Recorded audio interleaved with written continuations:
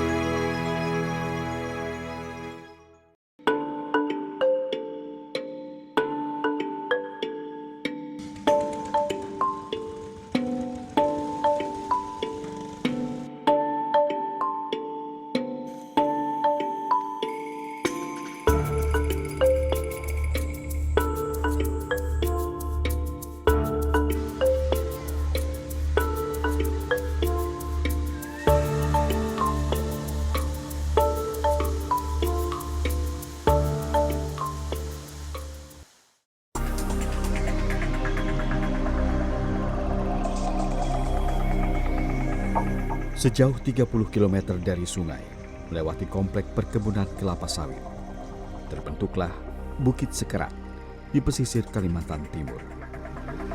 Sumber kehidupan bagi makhluk yang berada di sekitarnya. Bukit kars ini menyimpan cadangan air yang tidak pernah disadari masyarakat sekitar.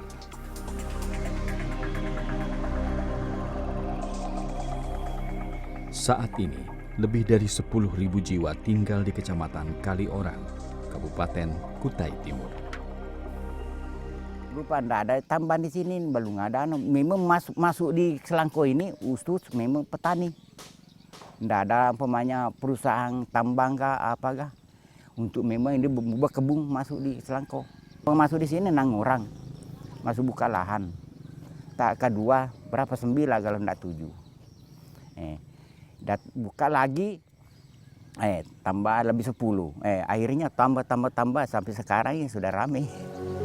Dahulu, ketika populasi belum sebanyak sekarang, salah satu keahlian mereka adalah mencari air bersih. Masyarakat desa Selangkau tidak bisa mengandalkan air tanah karena rasanya payau. Mereka harus pergi ke hulu hanya untuk mendapatkan air bersih. Zaman dulu, rata-rata orang-orang pesisir di sini tuh kalau mau ngambil air bersih itu berkapal ke hulu, ke sungai, ke atas itu saya sampai batas air payau baru ngambil air asin di situ. Sebagai warga pendatang, mereka selalu ramah menyapa siapapun yang datang, terkecuali jika tamunya butuh air. Dulu memang mulai pertama tidak susah air, soalnya airnya mengalir, memang ada sungainya. Kalau di muara ini memang susah, soalnya campur air asin sama air tawar. Kalau di muara, kalau ada tamu-tamu ini Pak, kalau umpamanya di sini lebih baik ajak makan daripada mandi. Air susah. Istilah menyajikan tamu makanan, namun tidak jika tamu membutuhkan air untuk mandi, lambat laun dilupakan. Karena mereka menyadari sumber air bersih bisa mengalir ke desa mereka. Kebetulan kami punya mata air banyak dan itu kita coba manfaatkan dengan mengalirkan melalui pipa-pipa. Dan itu gratis. Awalnya mereka tidak tahu bahwa Bukit Kars yang menjulang di belakang desa mereka menyimpan sumber air yang mengaliri 6 sungai di sekitar Kecamatan Kaliorang. Potensi bentang alam kars di Indonesia sendiri adalah 154.000 km persegi atau 0,08% dari luas daratan Indonesia. Tanda hitam di peta ini merupakan kawasan kars di Indonesia. Kawasan kars menjadi penyimpan sekaligus penyedia air untuk habitat yang tinggal di sekitarnya. 5 pulau besar di Indonesia rata-rata memiliki kawasan kars, termasuk Kalimantan. Curah hujan sepanjang tahun di Indonesia adalah berkah tak terhingga. Kawasan kars menjadi wadah alami yang menampungnya. Baik, bahwa secara umum batu gamping itu memiliki sifat yang lebih sensitif ketika bersinggungan dengan air dalam baik utamanya adalah tubuh air yang bersifat aliran. Nah, air secara umum akan mengalir di permukaan di sela-sela kontur tanah yang ada. Nah, apabila suatu wilayah itu memiliki bidang-bidang lemah batuan, misalnya rekah-rekah yang terjadi di antara batuan yang ada, maka air akan cenderung untuk masuk ke rekah-rekah batuan yang ada dan akan lebih intensif akhirnya pelarutan di wilayah-wilayah yang sudah duluan ada bidang rekah dibanding yang belum ada bidang rekah. Nah, dalam perkembangannya kemudian bahwa ternyata rekahan itu kemudian akan semakin tererosi. Bisa tererosi dari atas atau di atas tidak tampak apa-apa, dia erosinya di bagian dalam dari muka tanah tersebut. Tidak seperti namanya yang berarti tanah gersang. Hujan yang turun sepanjang tahun di hutan Kalimantan membuat tanaman tumbuh subur di atasnya. Kars menyimpan cadangan air yang diperlukan makhluk hidup jauh di dalam tanah.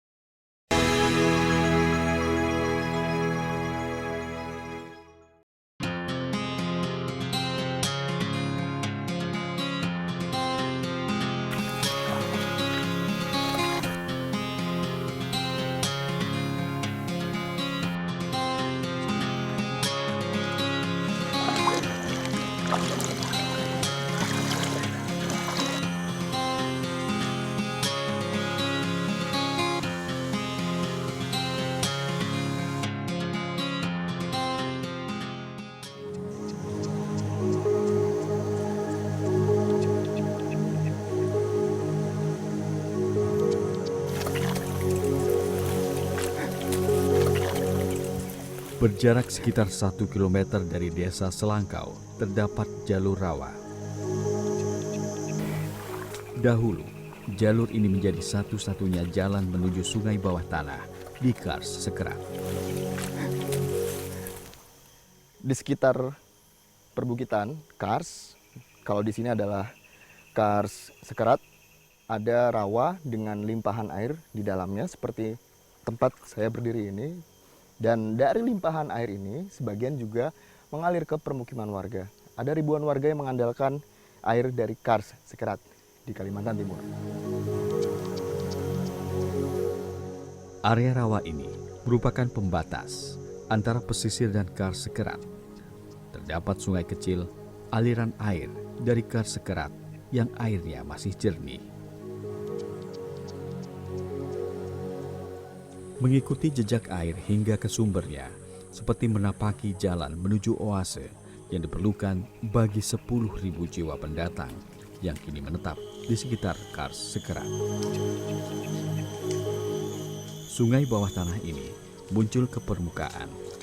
Masyarakat sekitar menyebutnya Gua Segege. Air muncul dari gelapnya celah Kars Sekerat. Airnya jernih, bercampur kapur yang larut hingga dasar.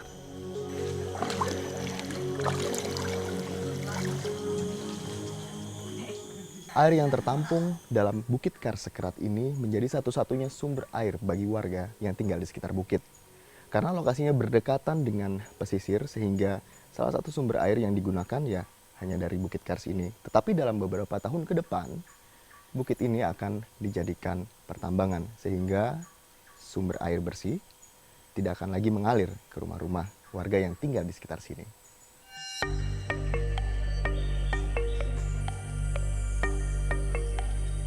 Inilah kenyataan pahit bagi Sekerat, si penyedia air bersih.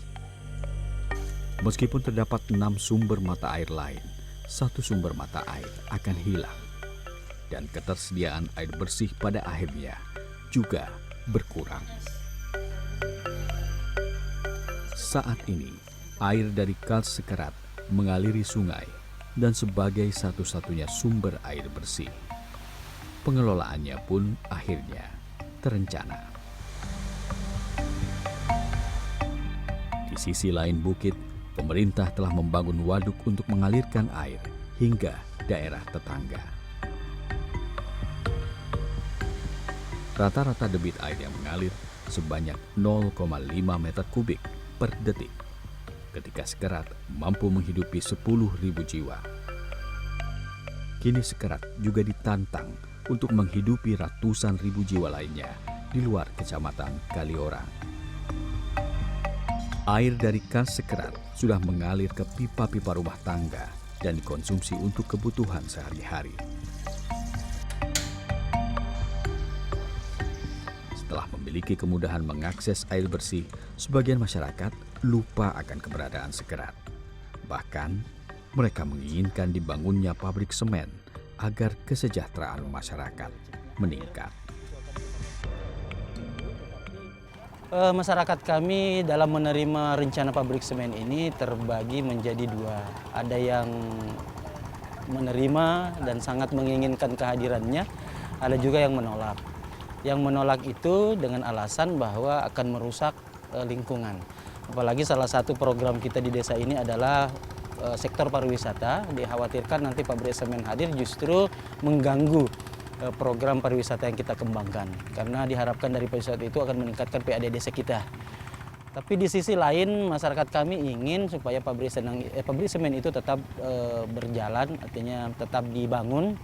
Harapannya supaya terbuka lapangan kerja, kemudian meningkatkan taraf perekonomian masyarakat, juga infrastruktur desa.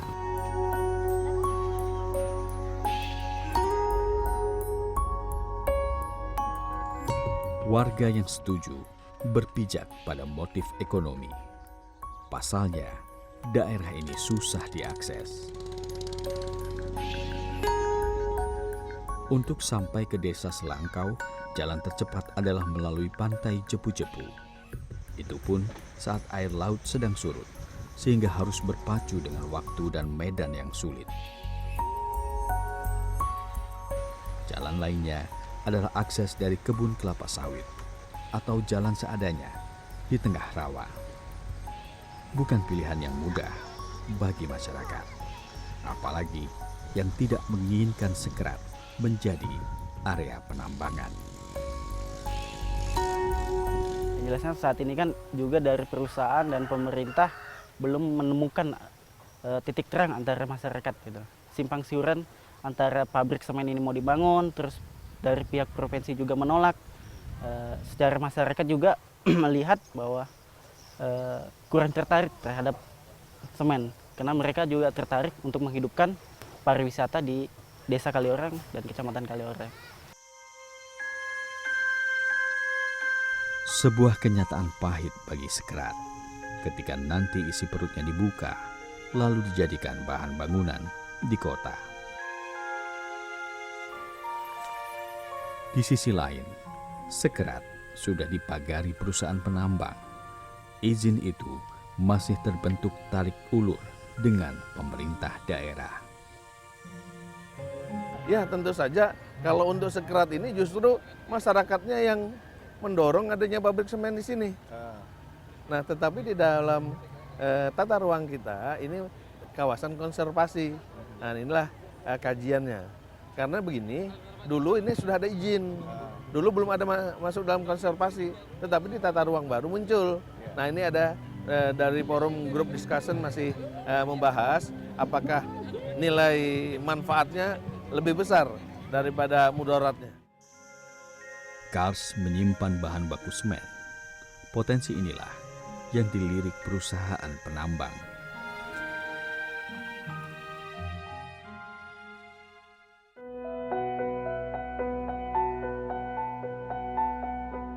Kars Sekerat pun diambang dilema sebagai penyedia air bersih atau sebagai penyedia bahan baku semen.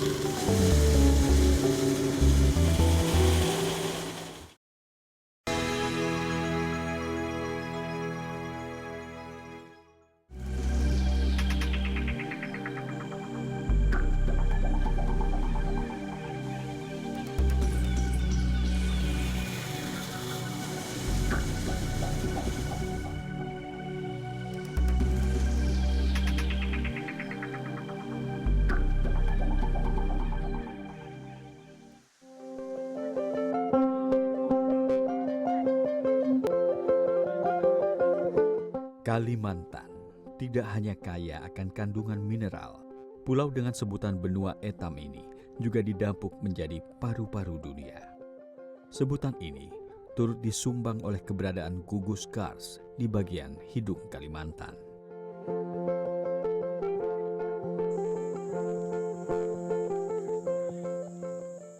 Secara umum bahwa batu gamping yang ada di kawasan tersebut menjadi lebih banyak rekah yang bukan alami tapi ditopang oleh keberadaan patahan besar tersebut. Sehingga karena cukup banyaknya rekahan yang intensif yang terjadi di wilayah Sangkulirang Mangkalhiat tersebut, maka semakin banyak aliran air yang bisa lewat di antara bidang-bidang rekah yang lapuk tersebut, dan pada akhirnya perlahan membentuk kenamakan tersebut perbukitan kars tersebut.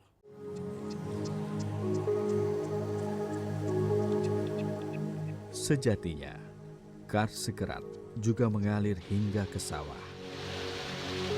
Sekitar 600 hektar area pertanian ini tidak pernah kekurangan air. Bahkan saat El Nino 1997 yang membuat debit air terbatas, sawah ini tetap menghijau. Cuma kemarin tahun 1997 sempat kemarau 9 bulan kalau tidak salah ingat. Untuk mengairi sawah memang kurang, tetapi adalah untuk menghidupi kita. Ini sumber air dari selangkau ini. Yang pertama ada kalau yang selangkau atas, khusus ini selangkau atas sampai ke bawah itu aliran sungainya dari Gunung Sekerat. Ya, tapi dekat di lereng gunung ini kebetulan itulah yang dipakai pertama untuk mengairi sawah, yang kedua itu air bersih untuk memenuhi kebutuhan penduduk di sini. Gravitasi menyebabkan limpahan air mengalir dari kawasan kars. Iya, tentunya bahwa pada umumnya dalam geologi bahwa beberapa jenis batuan sudah secara umum dianggap cukup baik dalam menyimpan air dan atau melewatkan air. Secara umum dia harus memiliki porositas yang baik dan permeabilitas yang baik. Ketika kita bicara porositas, maka itu adalah kita berbicara rongga antar butir batuan. Sehingga apabila batuan itu memiliki butiran beragam, maka di antara butiran tersebut ada celah atau rongga yang bisa dilewati oleh fluida. Ketika kita bicara air, maka fluida di sini adalah air. Nah, kemudian permeabilitasnya harus bagus. Permeabilitas adalah kemampuan media batuan tersebut untuk melewatkan air di sepanjang bidangnya. Karena bila dia hanya bisa menyimpan tapi tidak bisa meneruskan, maka dia hanya akan terjebak di tempat tersebut dan tidak bisa meneruskan ke yang lain. Ketika sudah mengetahui manfaat kars, justru ada rasa bimbang dari masyarakat dan pemerintah daerah. Itu sedang dikaji bagaimana aspek lingkungannya, nah, ekosistem sekitarnya, apakah ini mengganggu apa tidak. Saya sampaikan kalau itu tidak mengganggu dan punya nilai ekonomis, monggo silahkan. Tetapi kalau itu mengganggu ekosistem dan mengganggu lingkungan, saya tidak akan melanjutkan izin yang ada. Ada syarat yang diajukan warga jika penambangan dilakukan di Sekerat. Jaminan terhadap keberlangsungan sumber air belum ada dari pemerintah. Kami tidak mau mata air kami tercemar, kami tidak mau sumber-sumber mata air kami kering, kami juga tidak mau kemudian kembali lagi seperti dulu mengambil air yang cukup jauh. Tentu tetap ingin seperti ini. Maka kehadiran semen itu kita harapkan betul-betul tidak mengganggu itu. Nah, itu kembali lagi tadi tentang letak tambang dan pabriknya. Tetapi, jika berbicara tentang ekosistem, pandangan dari sisi ilmu geologi berbeda. Secara umum tentu gampangnya ketika sebelumnya ada 5 atau 6 ember yang bisa menampung air, ketika 1 atau 2 ember diambil kemudian, maka secara umum yang menggunakan ember yang biasanya 6 kemudian jadi 4 tentu akan mengalami gangguan-gangguan. Dan bahwa kemudian sejumlah air yang semestinya bisa masuk dalam suatu kawasan, menghidupi kawasan tersebut dari vegetasinya, hewan-hewan yang ada di wilayah tersebut yang juga tergantung dengan aliran air yang ada walaupun di bawah permukaan tanah, itu kemudian tidak bisa lagi hidup dan berkembang di wilayah tersebut. Ada semacam penurunan populasi jelas. Ketika dahulu sumber air sulit didapat, manusia datang untuk memasang pipa agar air dari kars Sekerat dapat mengalir ke permukiman mereka. Kini, setelah 30 tahun dimanjakan dengan kemudahan air bersih, warga pun seolah lupa dan mengorbankan Sekerat untuk pembangunan pabrik semen. Selama itu merugikan, ya kemungkinan kan masyarakat pasti tidak setuju, ya kan? Tetapi selama ini banyak masyarakat kami membutuhkan pekerjaan. Saya tidak berbicara masa sekarang, saya akan berbicara kepada masa depan dan anak cucu.